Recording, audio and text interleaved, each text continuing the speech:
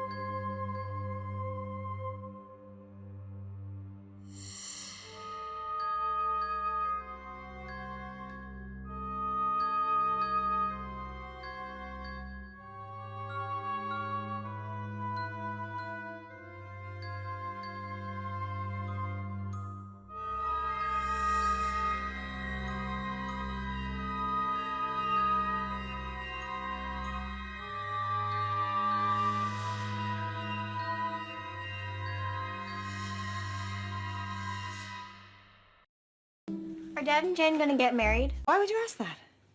I don't know. They're spending a lot of time together and It's okay, you can say it. they seem really happy.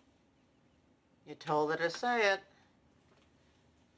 Honey, just because people are happy and spend time together, it doesn't mean they're going to get married. I'll get it. Hey, you all ready to see Wicked? Hello, Lynette. Hello. Oh my God, look at your hair. We're twins.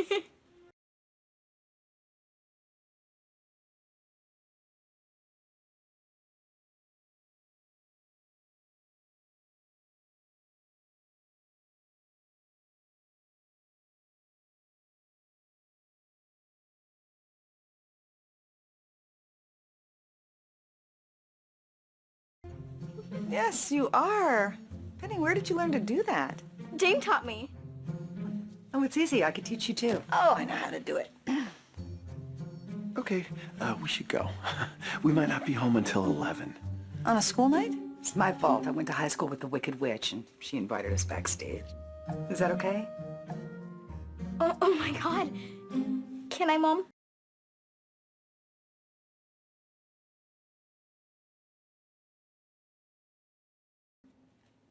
What can I say? Since you asked me in front of Penny. Let's go, Zuzu. Bye.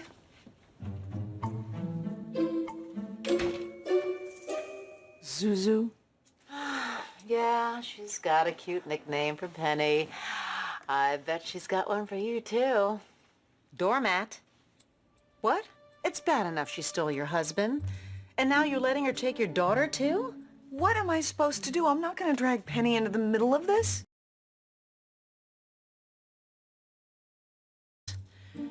I think it's time to fight dirty.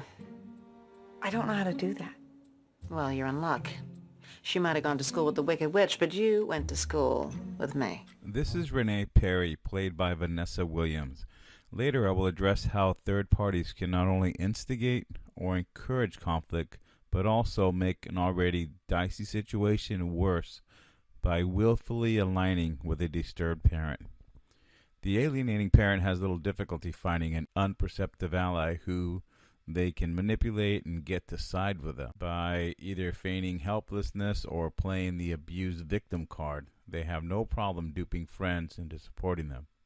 Most alienators tend to have unresolved childhood issues, which have manifested themselves into personality disorders. They are master manipulators.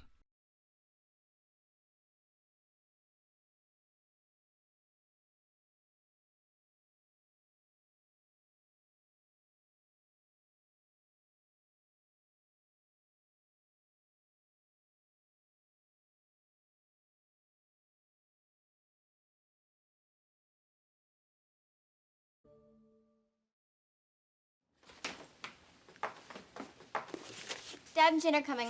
I'm gonna wait on the porch. Oh, and Jane's cooking, so I won't need dinner.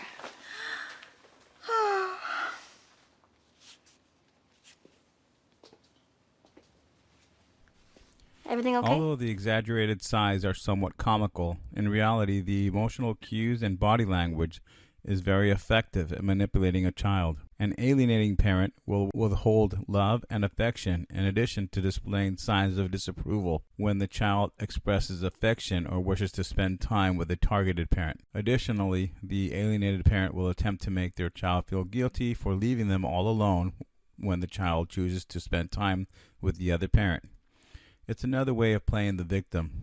The alienating parent is saying, poor me. First, he or she left me, and now my child is leaving me as well. In a sense, it's when a parent places a child in the role of the parent. This is called parentification and will be addressed in upcoming videos. Oh, and Jane's cooking, so I won't need dinner.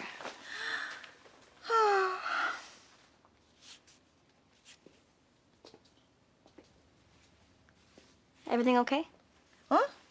I'm sorry. I was just looking at all these pictures in your baby book. I guess I was getting a little nostalgic.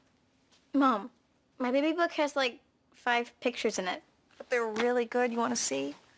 Look, here's you with me and your dad at your first birthday.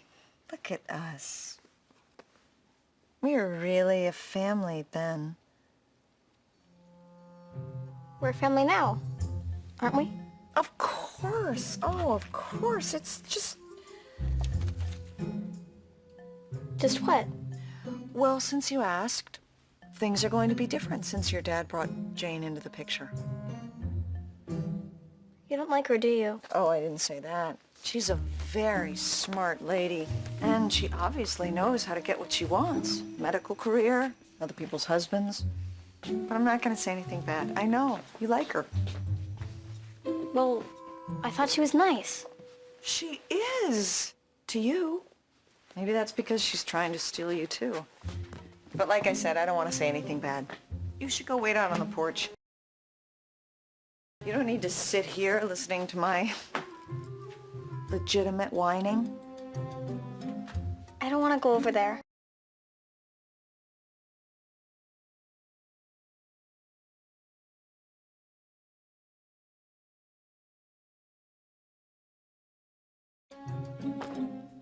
Oh? I want to stay here. With you. Well, if you feel strongly about it, and I can tell you do, I could call your dad and make an excuse. Would you? Sweetie, I would do anything for you. You are my daughter. My biological daughter. Thanks. I love you, Mom. I love you too, boo-boo.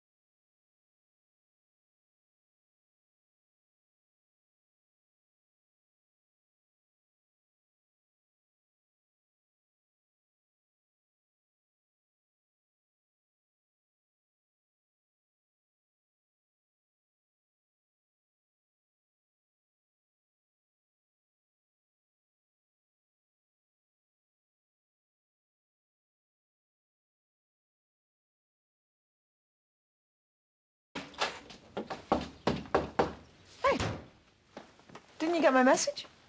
What, about Penny not being able to come over? Yeah. Been getting a lot of those messages lately. Penny! So why are you here? To see my daughter. Want to find out what's going on. Hey! Hey, Dad. I haven't seen you this week. Is everything okay? Yeah, I've just had a lot of homework and stuff. Why don't you do it at my place?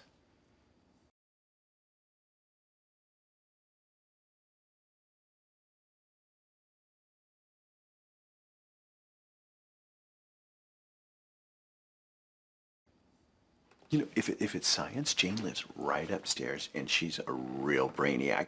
No thanks. I'd rather have Mom help.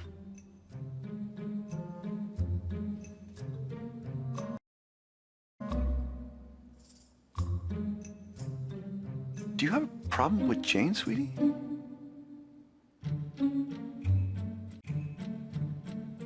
I've got a really big test tomorrow, so... Hang on. Maybe you and I need a little one-on-one time. You remember that park where I taught you to play catch? Well, I'm gonna be there tomorrow, after school, just me. We can hang out or do whatever you want. What do you say? Okay.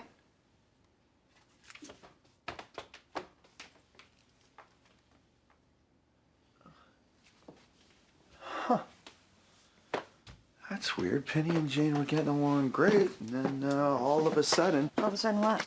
Did you say anything to her about not liking Jane? Penny's a big girl. She has her own opinions.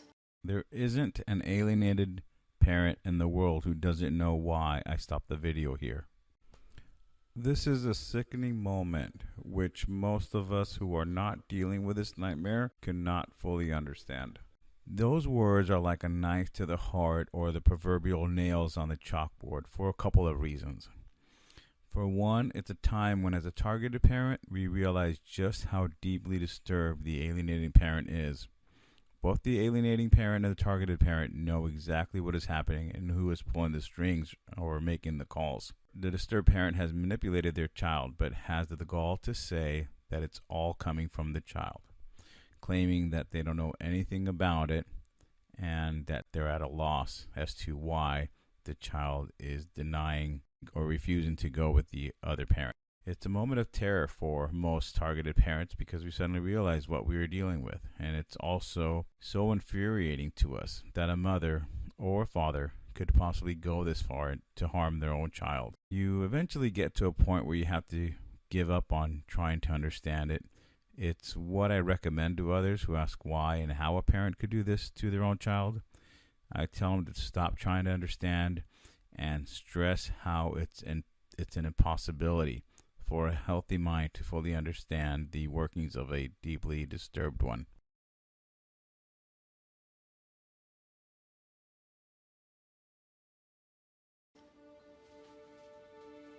Okay. I just want to make sure that we remember that this thing between us is between us, not the kids. Hey, don't blame me. I'm not the one who jumped into a relationship without thinking about the consequences. You made your bed with someone else. I'm gonna go help our daughter with her homework.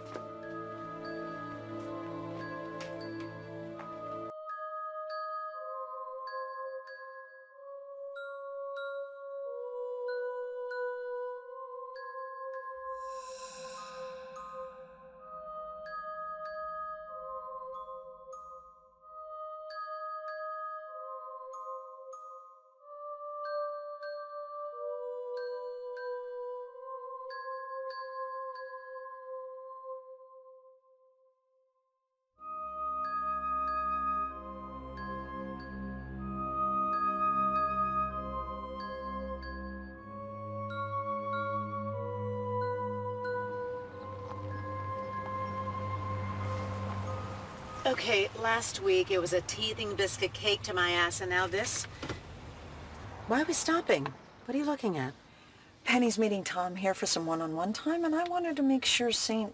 Jane didn't make it a threesome. Threesome? Looks more like a lonesome to me. She didn't come. Oh, maybe she's busy. You said Jane's a doctor, right? I was talking about Penny. She didn't come. Well, at least you don't have to worry about Jane busting up your family. You're right. I seem to be doing that just fine on my own.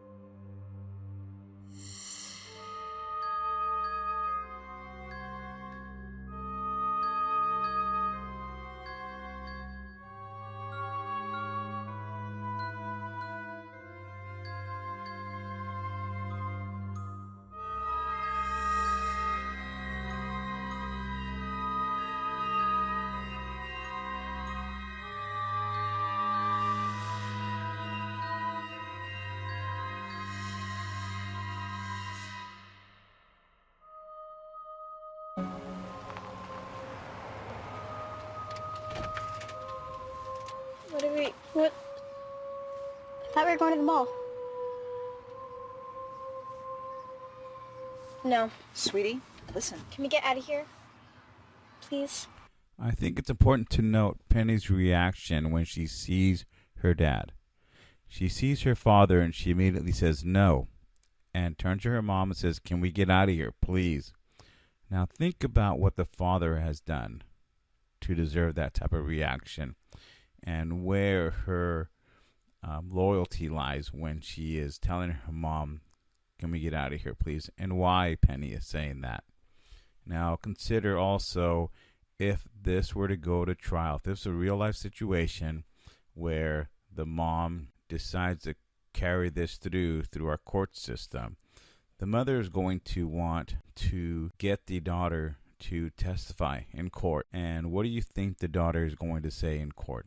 Who do you think she's going to say that she wants to live with, and why? This is what's happening every day in our court systems. Children are compelled to testify, usually by the emotionally unstable, alienating parent. The children are coached and told what to say, and it's usually with the threat of the withholding of affection from the alienating parent. In a lot of cases, because the child may have already lost access to the targeted parent due to the interference of the alienated parent, the child is in a situation where he or she is forced to go along with the only parent they have left.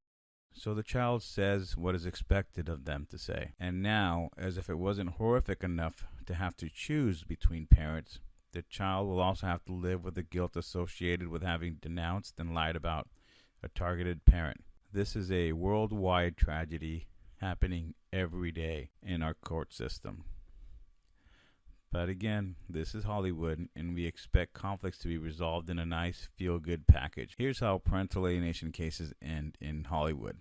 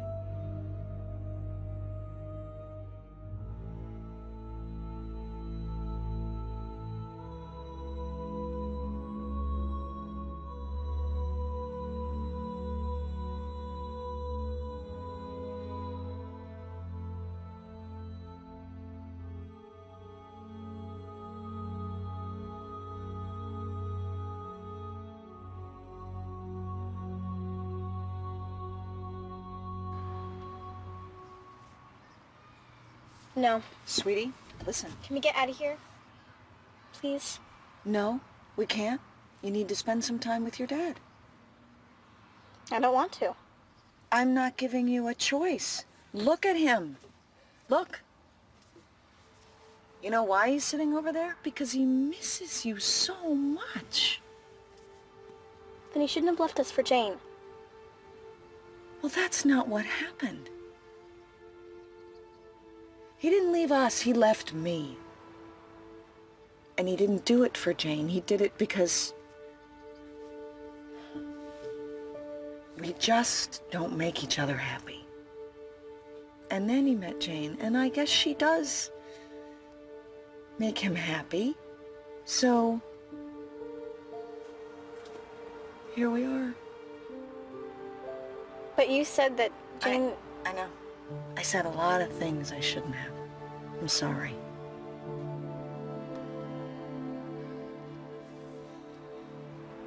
He loves you, Penny. We both do. There's no bad guys here. There's just people trying to figure things out. And there's one of those people. And I know he would love to play catch with his daughter.